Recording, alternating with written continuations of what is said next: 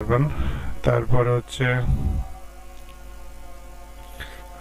4 নম্বর point হচ্ছে পুরো medical কলেজের এখানে লিস্ট দেওয়া হয়েছে এবং ডেন্টাল কলেজের লিস্ট দেওয়া হয়েছে, এটা আপনি লাগবে এবং আপনি আপনার তারপরে বাংলা নাকি বাংলা দিবেন বাংলার মাধ্যমে অবশ্যই। এটা হচ্ছে ইম্পর্টেন্ট, এগুলো হচ্ছে ইম্পর্টেন্ট। তারপরে হচ্ছে যে কি আপনি যদি মানে তারপরে হচ্ছে আপনার অতএব চাইবেন যেন সিট যেন রাজের মধ্যে যেন হয় এবং তাকে এই যে কোটা আছে সেটা হচ্ছে যে কি ভর্তি হওয়ার আপনি চান্স পাওয়ার পরে এটা হচ্ছে যে কি বাকিটা প্রসেস। তাদের নিলে অবশ্যই কিছু শর্ত সাপেক্ষ থাকবে।